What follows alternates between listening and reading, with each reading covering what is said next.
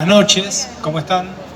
Acá estoy, mi nombre es Iván Moisef, estoy muy bien acompañado por Laura Ponce y Martín Castañet, ambos escritores, son las personas cercanas que tengo que más conocen de ciencia ficción, ficción especulativa y bueno, y literatura en gran parte también.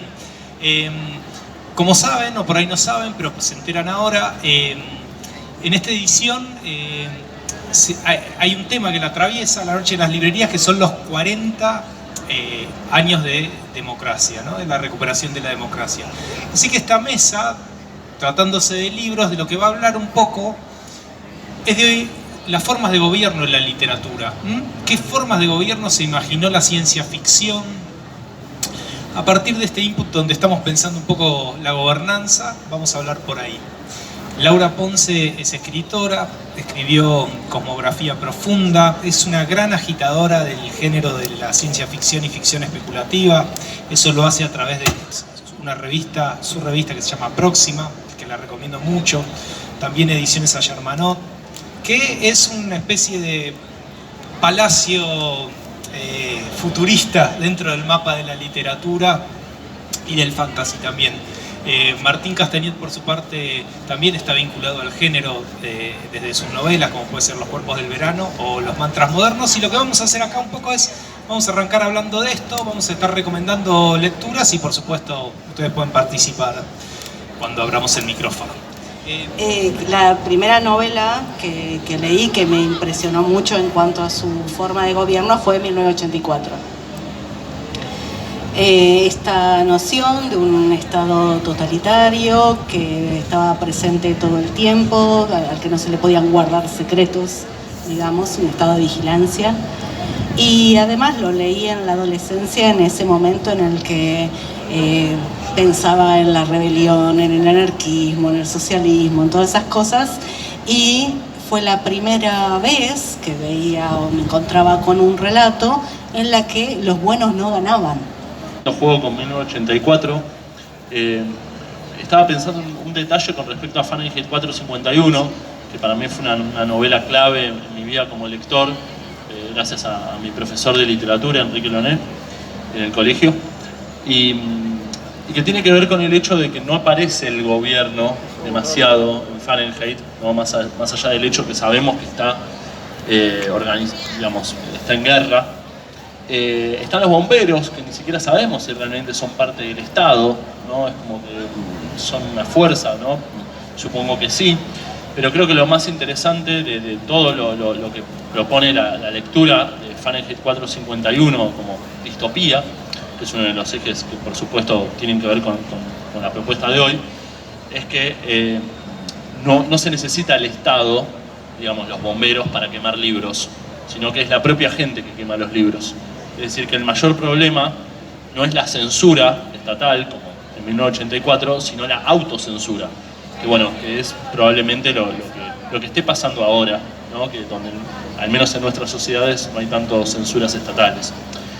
Y en cuanto a la que se iba a mencionar, digamos, como esto de la forma de gobierno, digamos que me interesó desde chico, lo podríamos ubicar en el terreno de la utopía, que es la historia interminable, también conocida como la historia sin fin por la película, que como ustedes saben, hay un gobierno encabezado por una emperatriz infantil.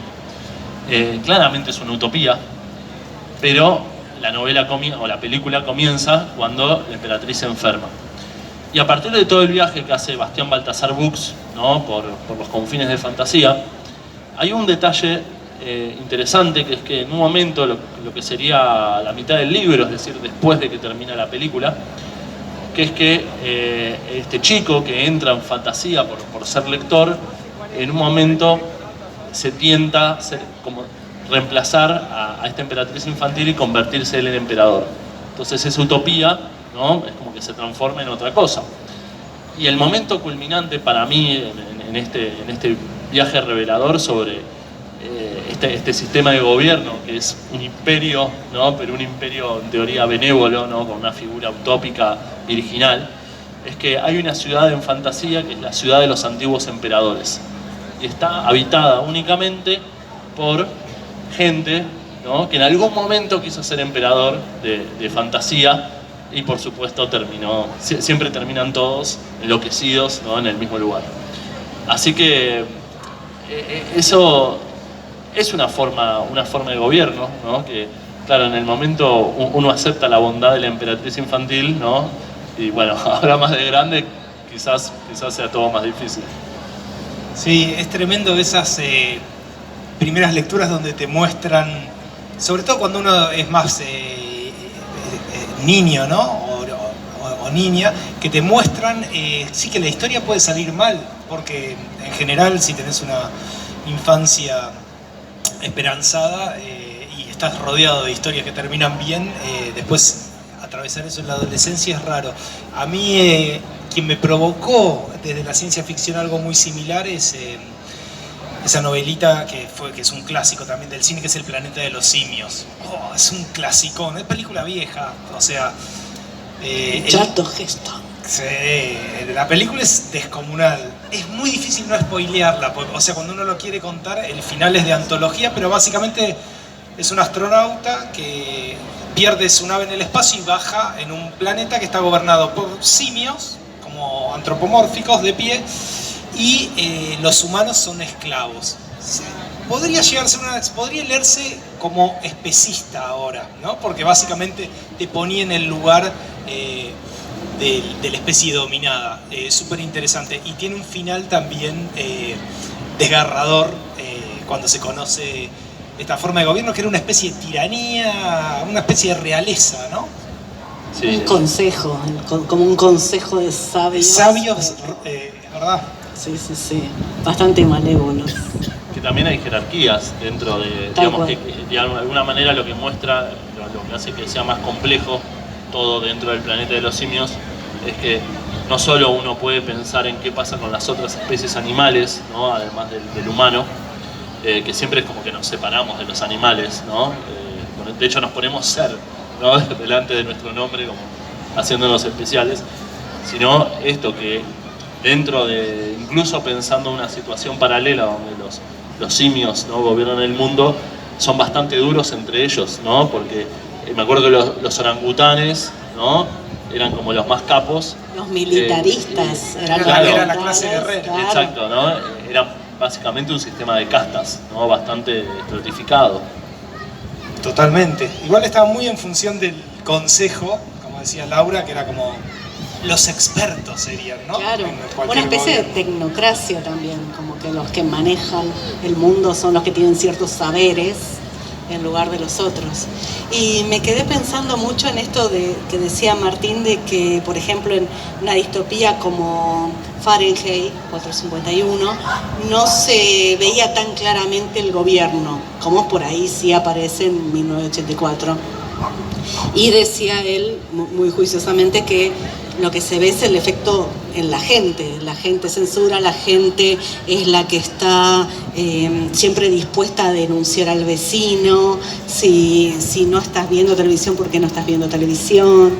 Cualquier comportamiento que se sale de lo normal es sospechoso, y pensaba que por ahí están como las verdaderas distopías, lo que la gente es capaz de hacerse entre sí por acción u omisión. Pensaba en otra distopía, ahora muy conocida como El cuento de la criada, en que no es solamente enguilear que lleguen al poder este estado pseudo religioso, conservador, no es solamente que fue un golpe de estado, sino que la mitad de la población, o sea, para el que no sabe qué es que sucede en la historia, a las mujeres se las despoja de toda posesión, incluso de la posibilidad de tener un nombre, y los que se benefician, los que van a administrar esos bienes, son los varones.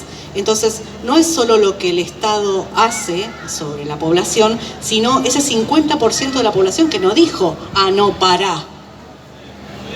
Cuenta con la complicidad de la mitad de la población. Y eso hace todavía más terrible esa distopía. Me quedé pensando en esto de lo pseudo religioso, digamos, pseudo porque es de ficción o... Porque en realidad ellos no son fanáticos reales, o sea, no creen en lo que están promulgando para el resto de la población o las reglas que están estableciendo, sino que son muy conscientes de que son herramientas de poder. Lo están usando con ese sentido, o sea, no son fanáticos reales, digamos. Claro. Que uno podría estar en desacuerdo, pero hay una honestidad intelectual en ello, en esto no está. Bueno, yo tengo un ejemplo para ofrecer de donde sí es religioso, donde precisamente los sistemas de gobierno están muy estimulados por el sentimiento religioso verdadero, ¿no? En este caso dentro de la fantasía, y seguramente casi todos ustedes lo conozcan, y si no lo leyeron seguramente lo conocen de nombre, que es Juego de Tronos. Específicamente la saga de libros que se llama Canción de Hielo y Fuego. A mí hay algo que me interesa muchísimo, digamos, George Martin, una de las cosas, digamos, tomó a Tolkien como su maestro y pensó, bueno, ¿cuáles son las cosas que Tolkien no desarrolla, ¿no?, en su maestría? Bueno, sexo, no hay, bueno, ese definitivamente está tildado, ¿no?, en la obra de George Martin. Y una es curiosamente religión, porque si bien Tolkien era profundamente católico, ¿no?, de todas maneras no es algo que aparezca, digamos, en la novela, al menos en El Señor de los Anillos. Y precisamente lo que hace George Martin es pensar, digamos, en las zonas, ¿no?, en las diferentes zonas donde transcurre, digamos, que es básicamente todo este mundo. Hay diferentes religiones, ¿no?, muy diferentes entre sí, como bueno, los 7 dioses, ¿no?, que es la religión principal, el dios ahogado, ¿no?, entre los que diríamos los piratas, bueno, Rolor, ¿no?, el famoso, ¿no?, dios de la luz, ¿no?, que en la serie está bastante bien desarrollado. Y precisamente yo lo pensaba, este ejemplo de Juego de Tronos, porque George Martin es muy inteligente a la hora de desarrollar, ¿no?, sus mundos de ficción, de fantasy, porque precisamente lo hace con la ayuda de la religión.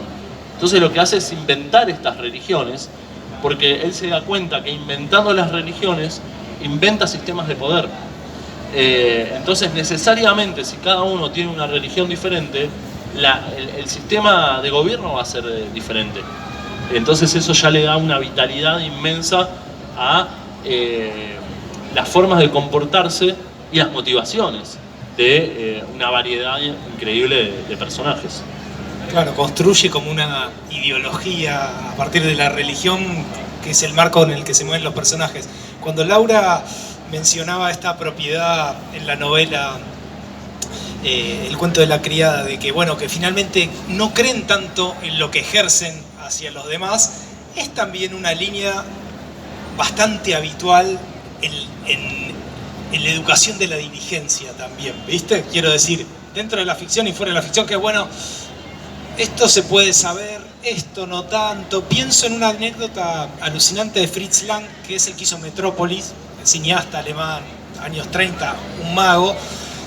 En el ascenso del nazismo le quieren dar lo que sería el Hollywood de allá, ¿no?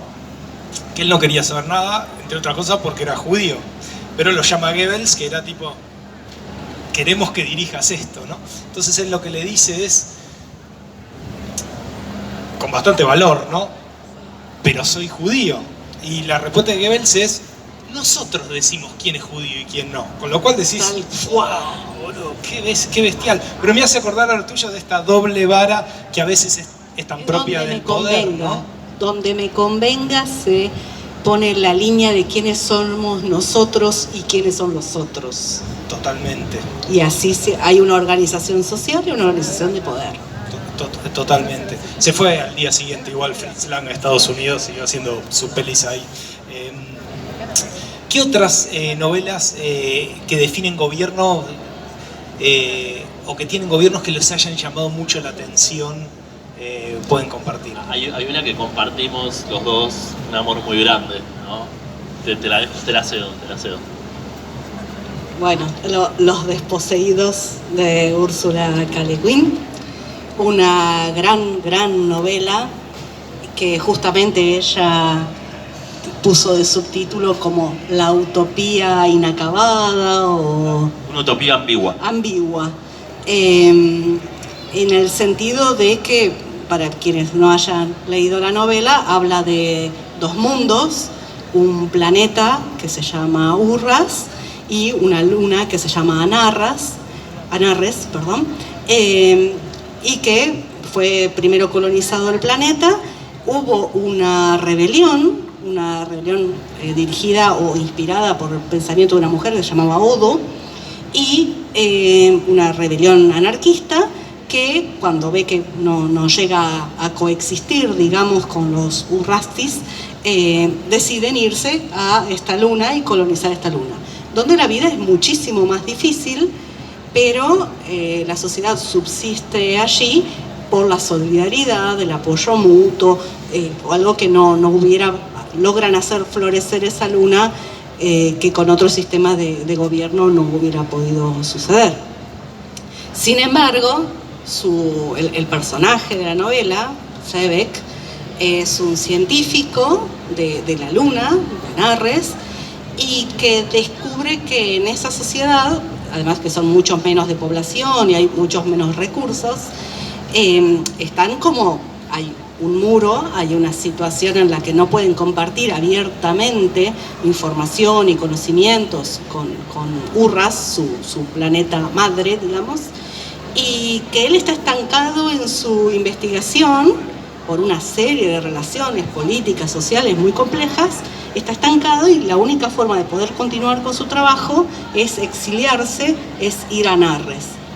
Y siguiendo a este personaje, Úrsula lo usa para mostrarnos también por qué ese Anarres, que en su mayoría hay distintos países en Anarres con distintas organizaciones políticas, pero en general hay capitalismo, libre mercado, en Urras, perdón, y cuáles son los problemas que puede describir y puede ver él como extranjero.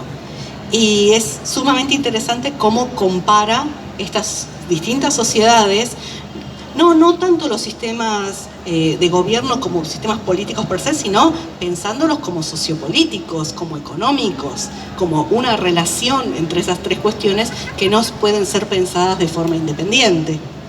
Es una novela total, es una de mis novelas favoritas en el mundo entero, y bueno, tiene... Primero que tiene unos aspectos, digamos, muy interesantes a la hora de pensar, digamos, en las experiencias reales, ¿no?, detrás de ese libro, detrás de la escritura de ese libro. Porque, para empezar, digamos, ese movimiento de, bueno, acá no podemos vivir, ¿no?, porque nos persiguen, entonces crucemos el océano o el espacio, ¿no?, para ir a otro lugar. Es la experiencia de los puritanos, ¿no?, que cruzaron el Atlántico para ir a los Estados Unidos. Salvo que esto es en clave ciencia ficción y reemplazado por los anarquistas. Pero continúa ese mito todavía viviente de los Estados Unidos, ¿no?, como territorio fundado por la libertad.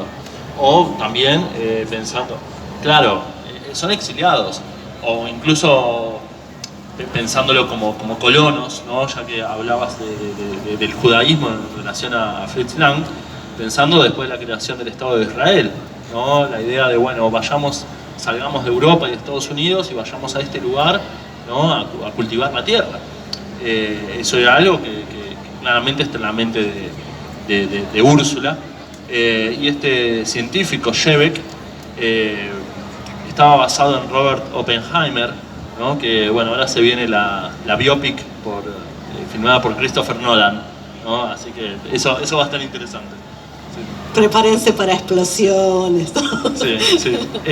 Hay una cosa interesante que quiero mencionar de Los Desposeídos antes que me olvide, que es que la novela tiene una estructura extraordinaria en paralelo, ¿no?, un capítulo de Anarres, un capítulo de Urras, pero separados en el tiempo, no consecutivos, ¿no?, siguiendo la vida de Shevek desde que es infante hasta que precisamente decide viajar a Urras, y eso está intercalado con lo que le pasa en el mundo de origen, por así decirlo. Y al desarrollar, digamos, todo eso, que es lo que le lleva a volver a ese planeta capitalista, digamos, que sus antepasados habían abandonado, sucede algo en la novela que es lo que yo quisiera destacar, que es la creación del sindicato de iniciativas. Y eso es algo que a mí siempre me impactó, y es lo primero que pensé cuando estábamos hablando, ¿no?, de esta mesa sobre sistemas de gobierno, porque uno piensa, ¿no?, entonces, bueno, los desposeídos es un contraste entre un sistema de gobierno anarquista, ¿no?, y un sistema de gobierno capitalista y también comunista, ¿no?, en otra parte de ese mismo planeta. Pero me parece que lo más interesante, por lejos de la novela, es precisamente cómo muestra en esa idea de ser una utopía ambigua, cómo, si bien, digamos, hay una especie de corazoncito puesto en este experimento anarquista, que al fin y al cabo es ficticio, muestra también los límites, ¿no?, que tiene el anarquismo, y precisamente muestra cómo se produce una especie de desarrollo de lo que se llamaría cultura de la vergüenza, ¿no?, frente a la cultura de la culpa. Aquí estoy citando a una socióloga, Ruth Benedict. Ella lo dice en relación a Japón, pero acá funciona igual en la novela, que digamos, la cultura de la culpa está asociada al individuo, entonces es el individuo que siente culpa, digamos, por diferentes razones, por ejemplo la idea del pecado. Mientras que la cultura de la vergüenza tiene que ver con la comunidad, ¿no? Lo que se privilegia es la comunidad y no el individuo. Y uno siente que falla en relación, que falla con respecto a la comunidad. Y me parece que eso es lo maravilloso del sindicato de iniciativas, ¿no?, porque la única manera que tiene de subsistir una sociedad anarquista, encima en el desierto, que es esta luna en el espacio, es precisamente la comunidad, el abandono del individuo. Y el sindicato de iniciativas es mostrar que en un anarquismo verdadero, ¿no?, siempre tiene que haber lugar para la iniciativa propia, ¿no?, para la... digamos, para lo egoísta, digámoslo así. Y eso es algo... Egotismo. Claro, exactamente, que es la palabra que usan en la novela. Y eso para mí resultó maravilloso, ¿no? A mí, si tuviera que afiliarme en algún lugar, aunque sea ficticio, es el sindicato de iniciativas. Pero ¿cómo funcionaba el sindicato de iniciativas? Proponer cosas, ¿no?, a la comunidad, que por supuesto en esta democracia anarquista, democracia directa, anarquista, importante, el directa, todo se votaba, ¿no? Y entonces nadie proponía cosas, digamos, que sabían que la comunidad iba a rechazar. Entonces la sociedad de iniciativas es proponer cosas por más que parezcan, entre comillas, dañinas, ¿no?, por más que parezcan para la comunidad, por más que desafíen el sentido común de lo que es bueno y lo que es malo.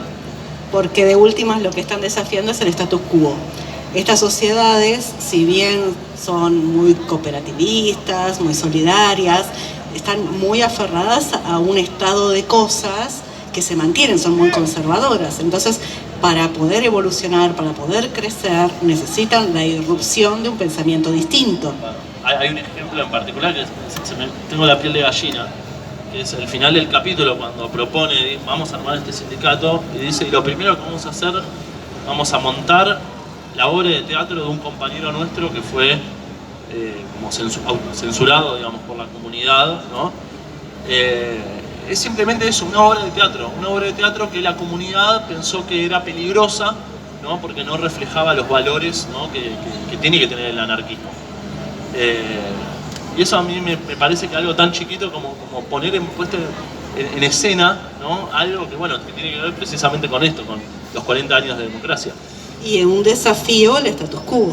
Sí, le interesa mucho el desarrollo político a Leguín. Estoy pensando también en La mano izquierda de la oscuridad, que también hay un enviado que va a un planeta y es como si hubiese caído en una inmensa unidad básica terrible. Digo, es realmente una novela muy política, sí, sobre las dificultades. O sea, pensás primero que la política es algo que rodea la trama, que va a avanzar, y de repente hay varias lecturas sobre él y varios intereses que hacen que no pueda avanzar, como si terminase disuelto en intereses políticos que ni siquiera son de él. Pero al fin y al cabo él es un diplomático, es una novela sobre la diplomacia, ¿no? Y diría sobre el espionaje, es algo que él no es espía, pero está atado a estas... A mí me parece súper interesante el aliado inesperado que lo va a tener, que es Straven, el consejero del primer rey, que cree en él Y algo que dice Straven cuando finalmente cae en desgracia, porque él decide confiar en él, pone en juego todo lo que tiene, su prestigio, que ahí es lo más grande que podés tener, y lo pierde y cae en desgracia. Él dice: yo estaba mirando las estrellas y no vi el lodo a mis pies. Totalmente. Sí, yo como lector también, o sea, estaba esperando que avance y no veía que la trama también estaba circulando en la política. Sí. Ahí hay una relación muy interesante, porque está la política local y la política, iba a decir internacional, pero esto es intergaláctico, ¿no? Porque yo dije recién que él es diplomático, y él es diplomático de una federación, un sistema de mundos que viene a ofrecer, digamos, a este mundo ser parte de esa comunidad. Y él los tiene que convencer, ¿no?, de que es bueno formar parte de esta especie de... Claro, pero lo ven como diciendo este imperio romano, ¿no?, que viene a... por eso uno la puede pensar en digamos, las estrellas, ¿no?, lo espacial que tiene que ver con toda esta comunidad de mundos, pero también en el lodo de la política local. Sí, y de vuelta vuelve algo como vos también habías mencionado, que es un hecho histórico también, ¿no? Que es cuando llega la fuerza de colonización a América, el debate que tenían los pueblos originarios en América del Norte muy claramente era: ¿pero somos parte o nos van a...? Esto es una alianza entre iguales, ¿qué onda? Sí, porque dicen que sí, y pasa sobre todo con muchas de las primeras colonizaciones, ya cuando venían, que era, pero esto viene bien o mal. Salió mal para ellos. La historia de México es muy ilustrativa en ese sentido, y de hecho es también lo que desvelaba su último emperador, que era: che, ¿me alío o es una emboscada, digamos? Y además, como que la primera señal la tuvieron cuando ellos establecían alianzas ofreciendo a sus hijas en matrimonio, y cuando las aceptaban, las aceptaban como esclavas, no como iguales, no como consorte. Así que ahí ya sabes qué lugar te queda en la alianza, ¿no? Totalmente, pero es este movimiento que también marcaba Martín, que es llevar al plano estelar el pasado también, ¿no? Proyectarlo en el futuro o el presente, que es un movimiento bastante clásico en la ciencia ficción, para dar pieles de gallina, digamos. De hecho, creo que ese es el ejercicio de la ciencia ficción. La herramienta de la ciencia ficción es la prospectiva, la que la diferencia de cualquier otro género narrativo. Es tomar un hecho conocido, concreto, y estirarlo al máximo de sus posibilidades. Su territorio de exploración solía ser el futuro, porque uno estiraba hacia ahí las cosas, pero ahora el futuro es cada vez más incierto, entonces las narrativas son de acá a 15 minutos, 10 años con toda la furia. Igual hay un detalle interesante que estuvimos charlando, de hecho, bastante cuando organizábamos esta mesa, que es que si bien la ciencia ficción, digamos, es como el más obvio, ¿no?, para pensar toda esta parte especulativa, hablamos de cómo incluye el fantasy, ¿no?, que ya hemos mencionado, pero yo diría que también incluye cosas que no son fantasy, que bordean lo especulativo, porque como amamos lo marginal, amamos lo confuso del margen, y yo pienso en dos que tienen mucho que ver con todo esto, que uno es El Señor de las Moscas. Porque en El Señor de las Moscas, digamos, no hay nada especulativo en el sentido de sobrenatural o ciencia ficcional, pero el hecho de estos chicos que se quedan en un mundo sin adultos, recién lo pensaba cuando hablabas del Consejo de Ancianos del Planeta de los Simios, que tienen estos saberes ocultos, son unos adolescentes o preadolescentes que se quedan solos, sin esos saberes, ¿no?, que ellos confiaban que siempre iban a estar los adultos, y tienen que recrear la sociedad y un sistema de gobierno, ¿no?, con lo que tienen a su alcance. Por ejemplo, una caracola, aunque sea para dialogar, digamos, como el ágora griega. Y el otro, que también está ahí en estos bordes, ¿no?, que tanto nos gustan, es otra de mis novelas favoritas, que siempre termino recomendando porque quiero que se conozca, que es una novela de un inglés que se llama La colina de Watership Down, que que es una novela protagonizada por conejos. Volvemos al tema del especismo, ¿no? A diferencia de estos primates evolucionados, ¿no? De la novela del francés, en Watership Down los conejos son simples conejos, ¿no? Que hablan un lenguaje propio, ¿no? El lapino, pero como cada especie se comunica entre sí. No son conejos con ningún tipo. Y a mí lo que me interesa para pensar esto de los sistemas de gobierno es que la historia que cuenta La colina de Watership, de Richard Adams, es como hay unos conejos que se tienen que ir para fundar una nueva madriguera. Y en el intento de fundar esa nueva madriguera, bueno, en un momento se topan con otra madriguera, que Efrafa, que básicamente es una distopía. Entonces fíjense cómo se mezclan estas nociones, primero cómo se pueden ver en algo que no es necesariamente ni fantástico ni ciencia ficción, pero que van, todo este juego con los sistemas de gobierno, ¿no? Porque hay dictaduras, ¿no? De conejos, ¿no? de conejos que usan el uso y abuso de la fuerza bruta. Pero a mí lo que me interesa es como algo que se ve en Toy Story 3, que quizás sea la mejor de las Toy Story, que cuando los juguetes, ¿no? Les dicen, bueno, van a terminar en un lugar, ¿no? Y ellos dicen, no, tipo, va a ser horrible, ¿no? Y ellos llegan y termina siendo un jardín de infantes y dicen, esto es la utopía, tipo, vamos, o sea, nosotros teníamos miedo de quedarnos sin dueño y ahora al revés, tipo, vamos a tener dueños siempre, pero descubren que los nenes son bastante terribles, ¿no? Y termina siendo una distopía. Entonces, eso de que va cambiando lo que nos permite definir una utopía y una distopía. Y eso es lo que pasa en La colina de Watership, ¿no? Porque esta idea de, bueno, construyamos nuestra propia madriguera, ¿no? Pero eso se puede volver turbio de acuerdo a quién es el líder, que es el verdadero eje, el liderazgo de esa novela. Bueno, nos lleva a pensar entonces en algo tan complejo como sistemas de gobierno, digamos, en cómo ser líder, en el sentido de cómo establecer una comunidad que está a cargo de uno, de una manera tan maravillosa, ¿no? Como unos conejos que tienen que fundar una madriguera. Sí, de hecho es un movimiento también, pienso, bastante típico, que es, empieza como utopía, todo empieza como utopía, un vínculo a veces, y a veces no.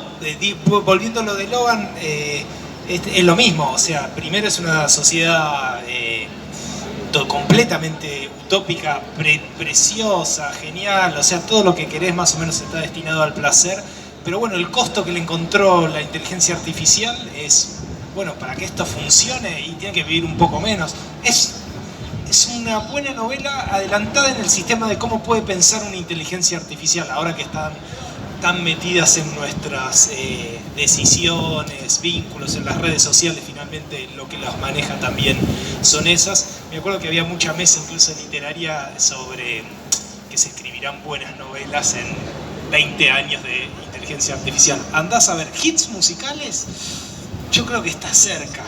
Seguro. ¿Por qué no un relato que, no te voy a decir que sea deslumbrante, no va a ser existencial, pero probablemente sea algo con lo que uno conviva, ¿no? Es decir, es muy de ciencia ficción lo que estoy diciendo, pero no tanto. Pero es como lo de Deep Blue, ¿no? La supercomputadora que le ganó a Kasparov. Está programada por humanos, ¿no? Sí, igual hay una gran distancia con lo que son ahora las inteligencias artificiales respecto a que tienen lo que se llama una caja negra, que toman decisiones siempre programadas con un sesgo, por eso es muy complicado quién las programa, pero empiezan a tomar decisiones de las cuales ya no se sabe cuál es el trasfondo, cuál es la decisión original. Como ahora. Entonces, eso que se llama caja negra hace que el escenario sea muchísimo más complicado.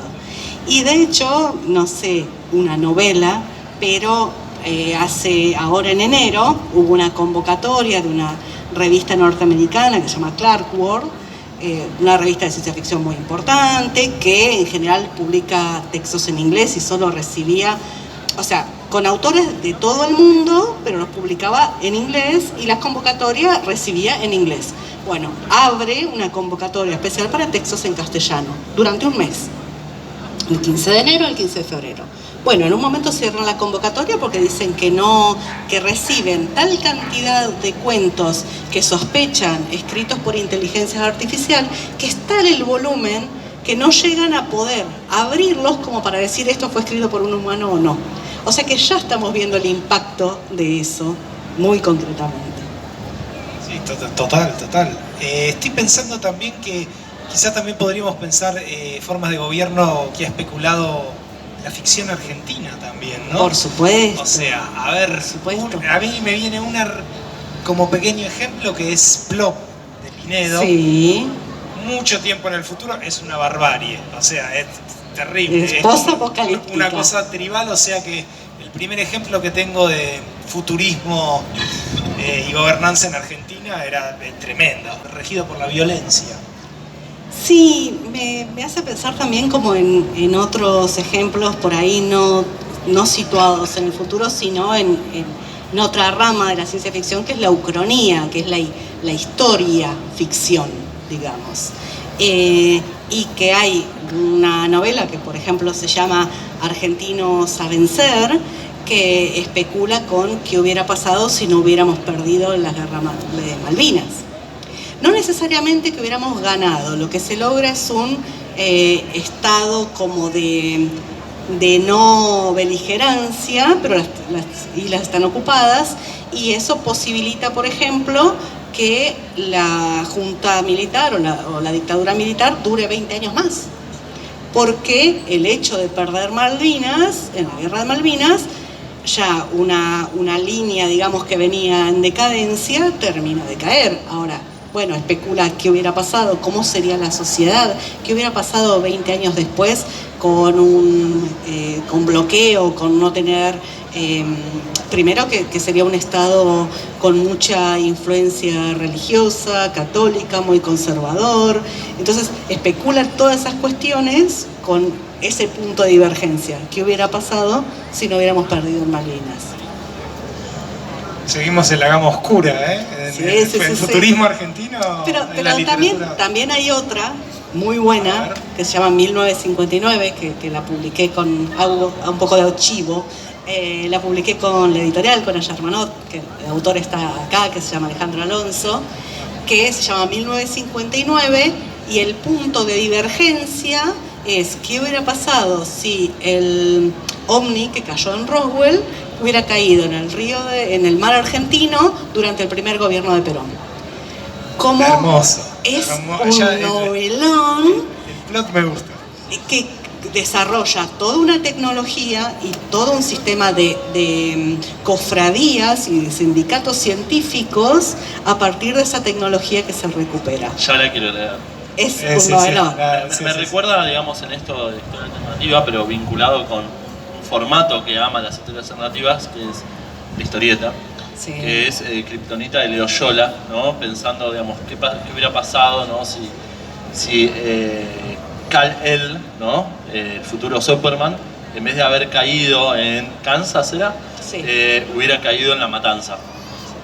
Bueno, es una novela que es un nuevo clásico. Es espectacular, un novelón. Está la película y la serie. Sí. La serie salió por esta vez. Nafta Super, sí. Yo como de autores argentinos, bueno, yo soy fiel seguidor de Marcelo Cohen, que murió el 17 de diciembre pasado.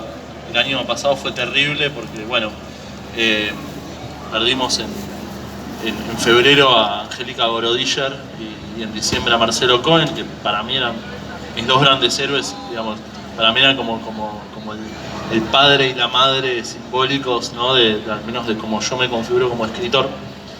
Y bueno, y Marcelo, entre las millones de novelas extraordinarias y cuentos extraordinarios que tiene, hay uno que es El oído absoluto, que por suerte la reeditó Eudeva hace un par de años, que precisamente imagina, bueno, una isla, digamos, con una especie de dictadura, pero que está regida por la música, ¿no? Específicamente, digamos, esta música melosa, ¿no? Ahora no me acuerdo el nombre, ¿no? Tipo romántica. Bueno, es el sentido del humor de Marcelo Cohen, llevando siempre a consecuencias, digamos, que son realmente una inteligencia superior, que uno dice, ojalá pudiera ser yo tan inteligente, ¿no? ¿Por qué no se me ocurren estas cosas? Sí. Pero bueno, Marcelo Cohen siempre trabajó mucho la música en sus historias. Y acá, bueno, es pensar, digamos, la música relacionada a una distopía, ¿no? Que, digamos, y sobre todo uno no lo piensa quizás con las baladas, ¿no? O ese tipo de música, ¿no? No, totalmente inesperado. Estamos cerca de la hora de cierre, así que como última pregunta que quería hacerles, por lo pronto de mi parte, después abrimos el micrófono como para una brevísima pregunta si la hubiera, es ¿en qué están ustedes? ¿Qué se viene de ustedes? Hemos hablado mucho de futuros en la literatura, así que me interesa un poco también cuáles están construyendo ustedes en ese campo. Bueno, yo, además de ser escritora, soy editora con mi editorial, con Ayar Manot. Estoy muy entusiasmada ahora por sacar una novela que me interesa mucho, que es de un futuro distópico, pero en un futuro muy cercano, que se llama 8 grados centígrados, de Juan Cimeran, que es el mismo autor de Argentinos a vencer, la que les comentaba antes de Malvinas. Y en esta 8 grados centígrados, porque habla justamente del calentamiento global, y es muy pocos años en el futuro, pero ya en un futuro en el que los incendios, la escasez de agua, la contaminación ha llevado a un estado de cosas en el que la Argentina solo se planta soja en los lugares que se puede y está todo cubierto por unos criaderos, que son criaderos chinos, en los que se crían unos animales que son los chic, que son una mezcla con mutante, digamos, que se cría con absoluto hermetismo, que es una mezcla de pollo y chancho. Por eso es chick and pig. Y bueno, la novela tiene que ver con eso, con qué le pasa a la gente que ha quedado abandonada en las ciudades, porque lo primero que va a haber que dejar son las ciudades que no pueden ser servidas con agua. Digamos, quienes quedan en las ciudades son los marginales. Bueno, es una novela que tengo mucho interés, la vamos a sacar para la Feria del Libro.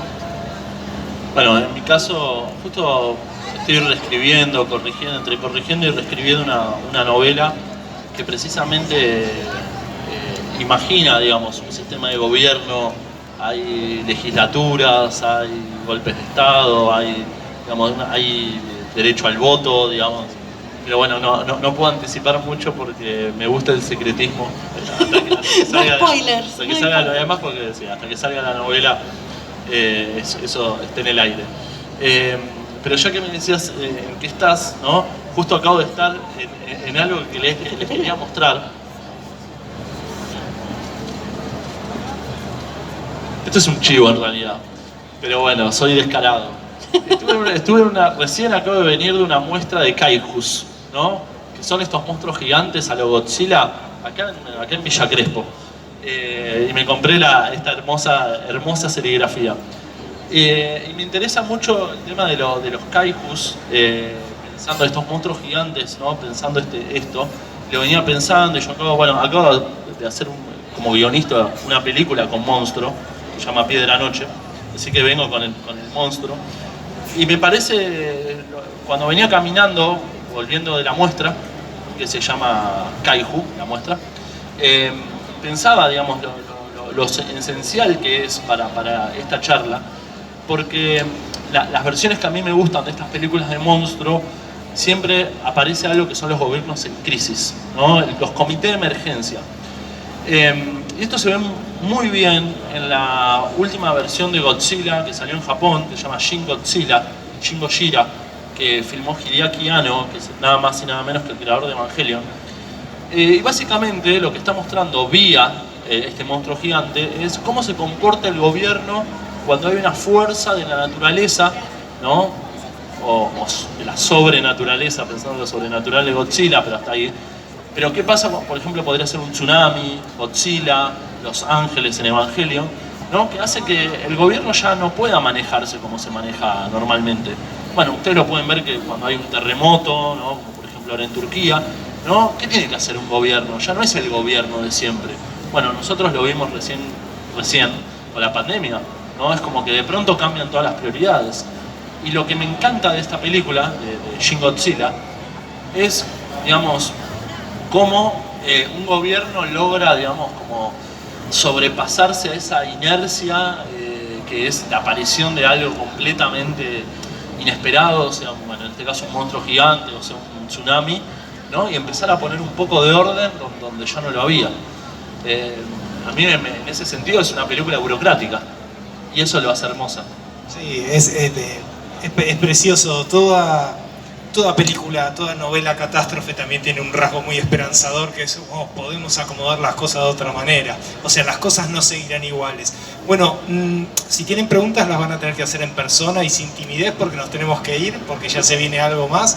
Así que, bueno, no sean tímidos ni con Laura ni con Martín, que son un amor. Bueno, muchas gracias por escuchar. Gracias.